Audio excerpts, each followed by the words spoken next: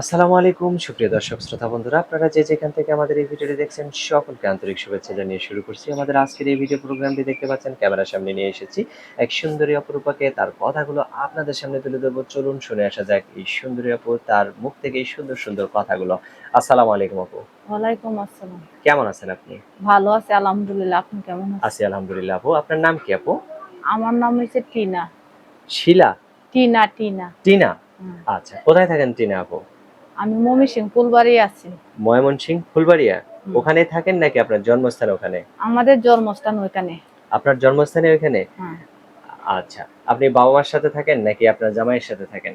আমার বাবা নাই, মা আছে। বাবা নাই, মা আছে। হ্যাঁ। আপনার স্বামী আছে? না, স্বামী নাই। বিয়ে হইছে?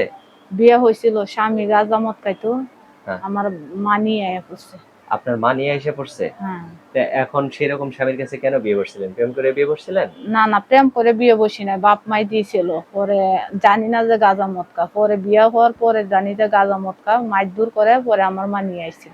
আচ্ছা। আপনার বাচ্চা কয়জন? আমার বাচ্চা নাই। বাচ্চা নাই? না। কতদিন সংসার করছিলেন? 6 মাস। মাত্র ৬ মাস? হ্যাঁ। এখন আপনার বয়স কত? আমার বয়স 22 বছর।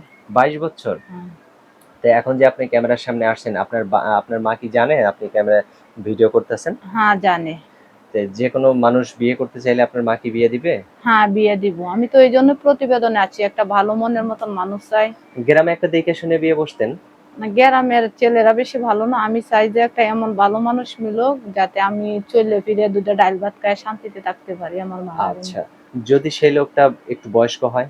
বয়স্ক হইলে সমস্যা নাই। কোনো বয়স্ক সমস্যা নাই? মানুষই অনেক ভালো।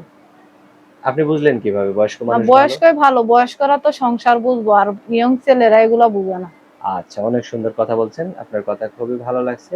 তো যে সংসারে আপনি যাবেন বা যেই লোকটা আপনাকে বিয়ে করবে, সেই লোকটার ধরেন বউ নাই, অনেক হইতে পারে না যে বউ নাই, বাচ্চা আছে।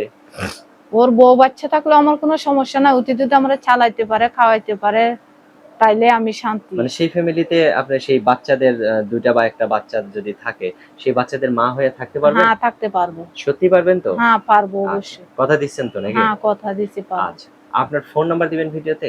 আমার ফোন নাম্বারটা আমি আপনারে ২ ঘন্টা পরে দিয়ে দিব। পরে আপনি ওই নাম্বারটা দিয়ে দেন। আচ্ছা, আচ্ছা। তার মানে আপনি এখনো সিম কেনেন নাই? না, না, সিম কিনি নাই। সিম কিনবেন? হ্যাঁ, হ্যাঁ। আচ্ছা, ঠিক আছে। অনেক সুন্দর কথা বলছেন।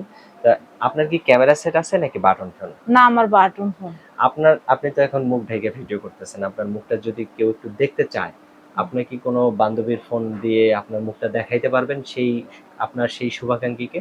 আমার যদি ভালো মনের মানুষ একজন হয়, তারে মুখ দেখাবো, অন্য মানুষের মুখ দেখাবো না। মানে আপনার কি আমার বান্ধবীর মোবাইল, আশপাশের মোবাইল দিয়ে দেখাবো, সমস্যা কি? আচ্ছা, অনেক সুন্দর কথা বলছেন। তো আর কিছু বলার আছে আপু? না, আর কিছু বলার নাই। আমি চাই যে আমি একটা মনের মতন ভালো একটা মানুষ পাই। আমার লাইফটা যাতে ভালো যা, হুম। সেও ভালো হইতে হইব। কি লাগে জীবনে ১ম বার আঘাত পাইছি, আমি চাই না ২য় বার আঘাত পাইতে। এইজন্য আমি আচ্ছা, একটা ভালো মানুষ চাই। আচ্ছা। অসংখ্য ধন্যবাদ আপু। ভালো থাকবেন, হ্যাঁ? ওকে। দর্শক, এই টিনা আপুকে যদি কারো ভালো লাগে, তার তার সাথে যদি আপনাদের সেরকম মনের মিল হয়ে যায়, তাহলে অবশ্যই বিয়ে করে সংসার করতে পারবেন। যদি কারো ভালো লাগে অবশ্যই ফোন দিয়ে যোগাযোগ করবেন। ভালো থাকবেন সকলে। আজ এ পর্যন্তই। আল্লাহ হাফেজ।